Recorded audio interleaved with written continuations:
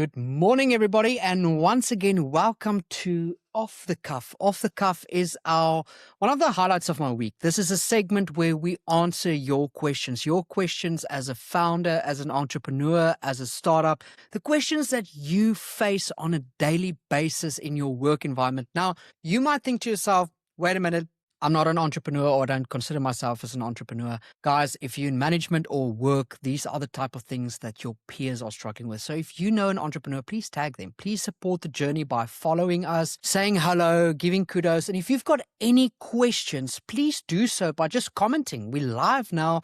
You can comment your business questions. We'll answer them after we've answered the 12 questions, and we'll get straight to that. So Off the Cuff is a segment where you guys get to post your questions regarding your business, sales, strategy, management, team, anything that you can think about. And we read it for the first time here. And Off the Cuff, as a consultant, I'll give my best approach to answer those questions. Now, some of these questions actually need a bit more of elaboration, a bit more of depth answering, and things like that. So we've got this pretty cool YouTube channel, Spotify, Apple Podcasts. It's everywhere. It's called Not Yet Mature. So take that note, Not Yet Mature. Or if you're not taking notes, just comment, DM us, send a message and say, Dion, where's the link to the podcast? Where's the link to the newsletter? And we'll gladly send you the newsletters absolutely for free, giving you the advice on the latest AI trends, tech, everything that you can implement in your business, and actually giving you some cool advice on how you can make money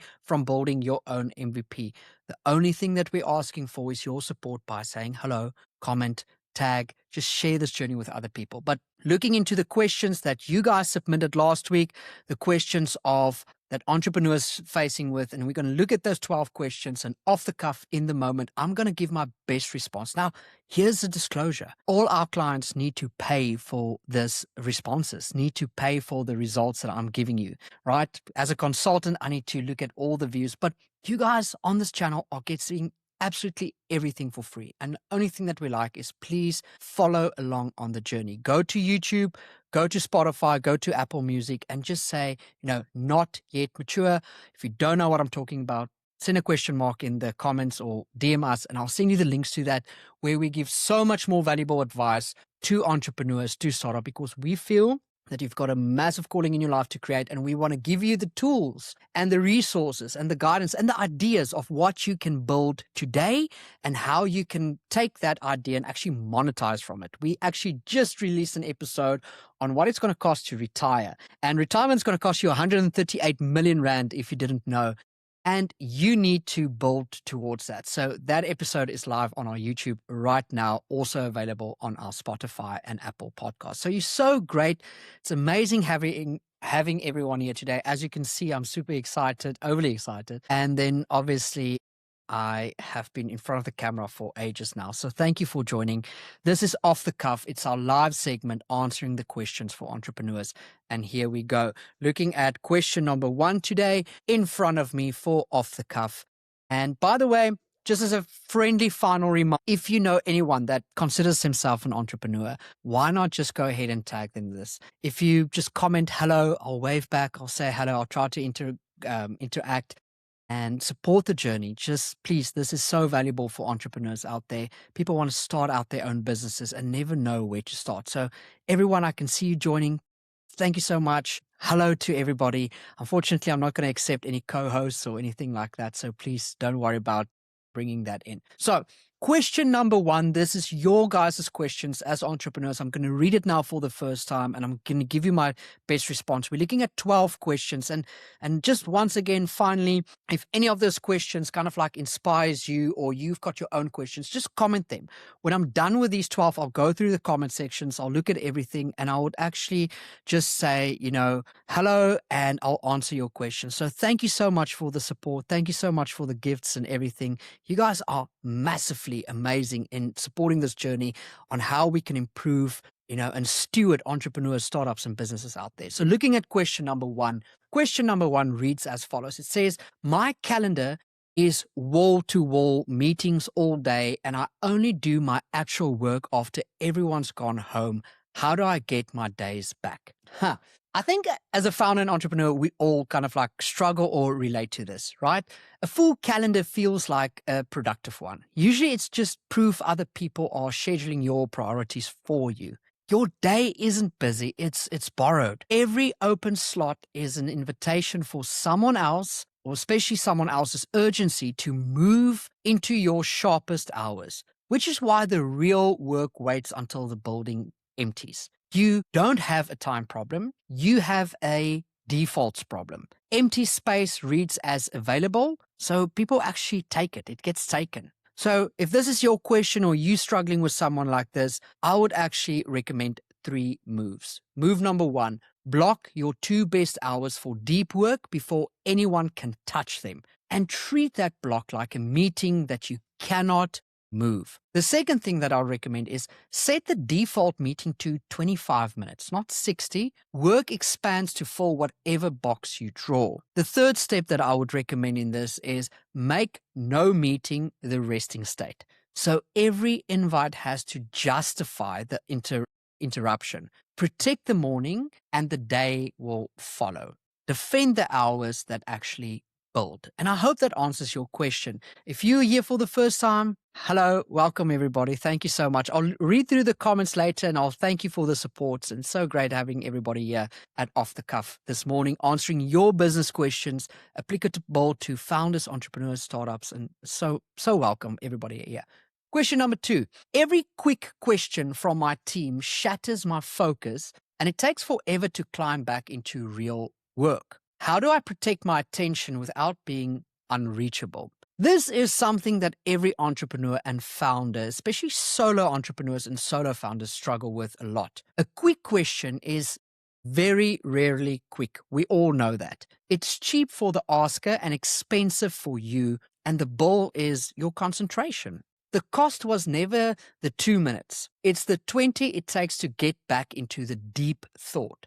Paid over and over until the day it is gone and nothing hard got finished. You are not bad at focus. You've built a system where interrupting you is the fastest way to get an answer. So, of course, people will interrupt. 3 moves that I'll suggest if this is someone like you. Number 1, name the windows when you are reachable and the windows when you are not. And say both out loud so later stops reading as rejection. The second one is make the default channel a sync so questions queue instead of detonate. The third tip I would give you is batch the answers. Most urgent ones quietly resolve themselves before you arrive. Reachable all day means productive almost never. So guard the deep and batch the rest. And I hope that answers your question. The third question I have in front of me that's submitted by you guys, entrepreneurs. By the way, if you want to submit your own questions, you can write them in the comments now, business related, sales related. I'll answer them for you.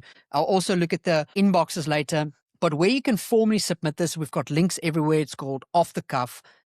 Each Friday, we take up our time and we answer these questions for entrepreneurs. We're in question number 3. We've got 12 questions I'm going to answer. And then also, obviously, looking at your guys' comments, if there's any comments that gets answers from this. So the third question I have in front of me, your guys' question, I plan my whole week every Monday and it's in ruins by Tuesday afternoon. I can vouch for that. Why don't my schedule survive contact with reality? Oh, guys, this is a amazing one. Your plan isn't failing you. That's good news. A week packed to 100% was never a schedule. It was a wish with kind of like timestamps, right? So you fall every hour. So the first surprise, and there is always one, has nowhere to land except on top of everything else. The problem, I would say, isn't your discipline. It's that you designed a week with no room left for the week to be itself, right? Personally, I don't plan around Mondays ever in my life. It's my rule of thumb. So it doesn't leave room for the week to plan itself, then called the overflow, kind of like a personal failing. 3 moves, 3 suggestions I would say is, first of all, plan only about 60% of your hours and leave the rest deliberately empty. That white space is where reality gets absorbed instead of kind of like exploding. The second tip I would say is separate the few must moves from the nice to do's and protect the must moves first. The third tip that I'll give you guys would say reset tomorrow at the end of each day, kind of like rather than guessing the whole week on Monday. Plan less, finish more, leave room for the week. Let's just quickly see if we have got a couple of questions that's coming in here now, because I just want to make sure I stay on top of the questions that's there. Just want to have a look at there. I'm pretty sure someone commented a business question right now. I might be. So hi everybody, nice to see you here. If you throw a wave, I'll throw a wave right back at you. So let's go. Don't see any questions. There we go. So the fourth question I have in front of me, your guys' question, is I spend my whole week on calls and demos with prospects, that's leads who never end up buying. How do I stop pouring hours into dead deals? This is kind of like part of my customer journey that I build for my clients. But in short, I would say time handed to the wrong buyer isn't generosity. It's a subsidy you can't afford. Pay to people who were never going to actually pay you. The trouble isn't your pitch, it's that you qualify with your calendar instead of your questions. Anyone willing to take a meeting gets hours. They get your hours, so the kind of like tire kickers kicking the tire along the road, and the real buyers cost you exactly the same. Your week is leaking through the gap where qualification was supposed to sit. 3 advices, if this is something for you that I'll give off the cuff in the moment, would be number 1, ask the disqualifying questions first. You can do that through a form, through a survey, like budget, timeline, who actually decides. A fast no is a gift. It's not a loss. Second one is make the prospect spend something before you do. A form, a prep document, a held slot, and watch the unserious people actually evaporate by themselves. The third one I'd say is cap your time per stage. A deal that won't move forward hasn't earned another hour. Spend your hours on buyers and not on audiences. Qualify before you actually calendar. That is my rule of thumb. I used to just put out links to my calendar in the past. It's still kind of like there. I don't enforce people just to, book it, because once they do have that link, they'll book it and they'll never pitch up to that. And now it's taken up all my slot. But when I put that friction before that, and Alex Hormozy speaks about it all the time, that friction, that creates the necessity of people to actually pitch up. And when they come to the meeting, then it's actually a discussion we're worth having. The 5th question from the 12 questions I have is, this is your guys' question. People constantly want to pick my brain over coffee and it's quietly eating my week. Oh my goodness, have we all been there? How do I say no without torching the relationship? Well, everyone wants to pick your brain. Almost nobody wants to pay for the years that actually filled your brain. These asks arrive dressed as flattery. So you say yes and bleed an afternoon at a time, but every free coffee is an hour stolen from the work or the people with a real claim on you. So the kindness was never free. Someone you love is quietly funding it. 3 solutions I would say is, number 1, keep a real answer ready. I save the deep advice for clients, but here's one thing for free. Then give one genuinely useful sentence and stop.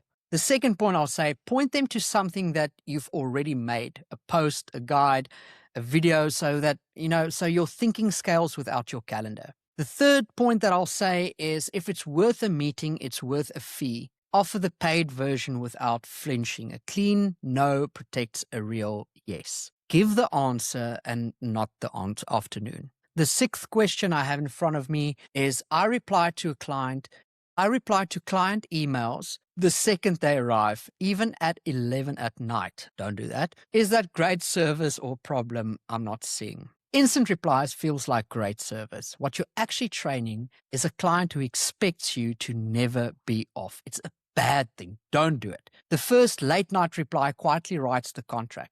You're always there, so nothing has to be planned and everything can wait until it's urgent for you.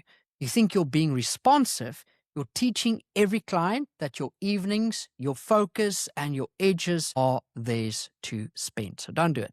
Solution, I'd say in 3 moves. 1, set the response time expectation up front. I reply within a day. So fast service becomes a standard that you chose, not a reflex that owns you. The second one I'd say is send the midnight replies for morning. The work's done. The precedent isn't set. And then the third one, I would say, decide which client generally gets the fast lane and stop handing everyone the most expensive version of you.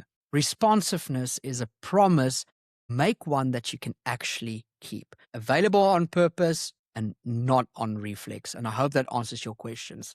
If you're here for the first time, if you've got any questions regarding business, sales, company culture, process development, please comment them, tag fellow entrepreneurs, follow along on this journey, follow our channels.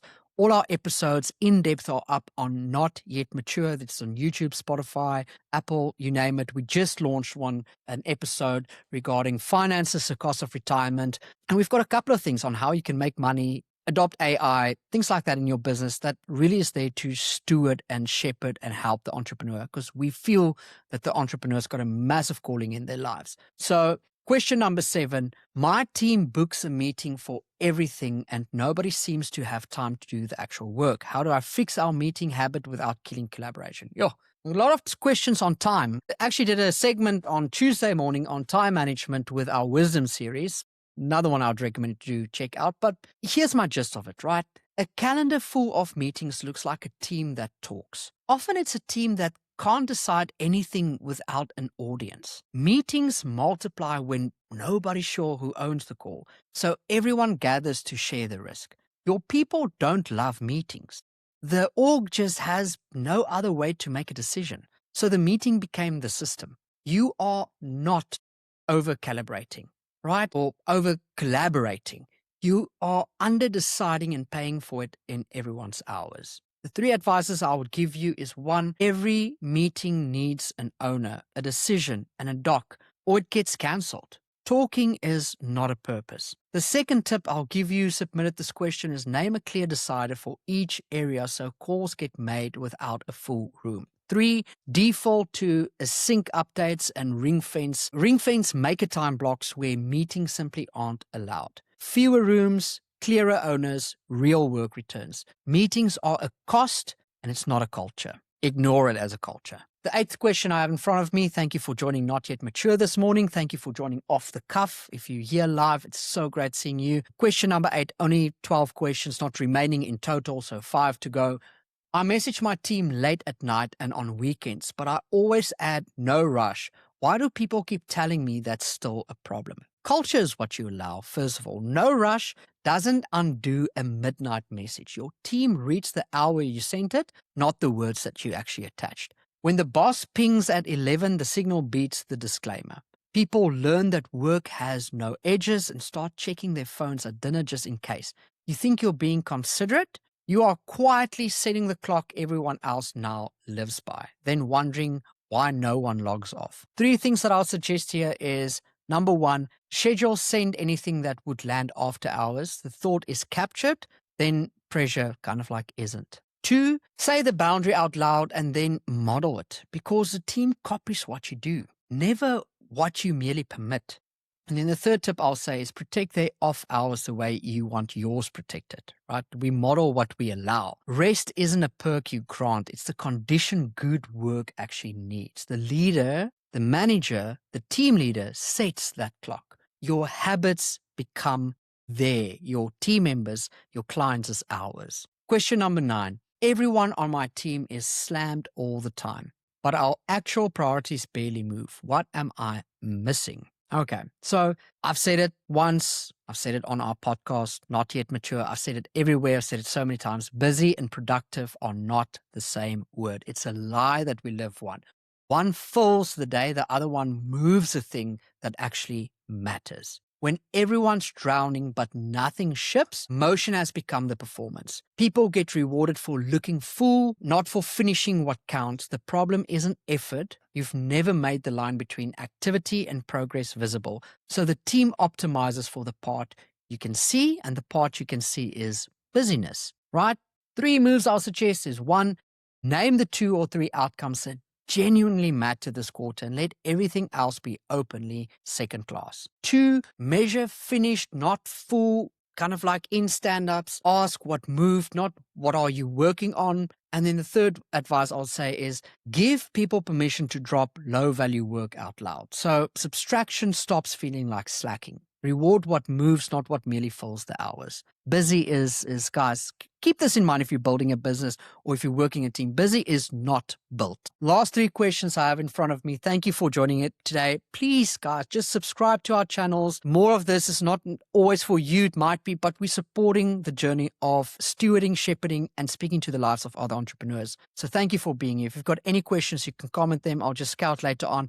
If I don't answer them, come back to this channel. Every single Friday, it's live where we answer your calls. The last 3 questions I have is, I treat my time as mine to spend however I want. I earned it. Is there actually anything wrong with that? Great question. Typical one solo entrepreneurs sit with. You can run your own calendar and still have one thing backwards. The hours were never really yours to begin with. The older wisdom is that time isn't owned. It's entrusted. It's handed to you in a fixed, unknown amount to give somewhere else, like on purpose. Treat it as pure property, and every hour becomes about extraction. What can I squeeze out of this? Treat it as and the question flips to what this hour was actually for. Once again, if this was your question, I would highly suggest on our channels now, Not Yet Mature, on Tuesday, we actually talked about, it's on YouTube and Spotify and Apple, we talked about time in our wisdom series. And that question gets, I think, 30 minutes worth of attention to really just encourage that wisdom of time management in your day. Because time isn't something we can manage. It's something we've been granted to steward. And it's a very important podcast to go and listen to. So 3 moves I'll say here. 1, at day's end, ask not, was I efficient? But what did this day belong to? That single question reorders entire week. 2, give your first and best hours to what matters most, not your leftovers.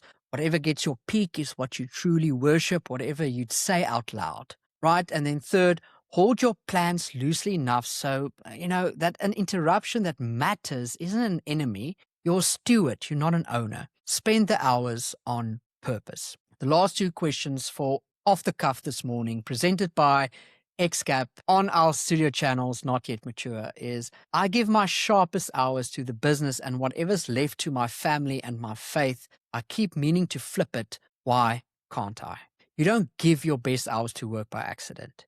You give them to whatever you're most afraid to disappoint.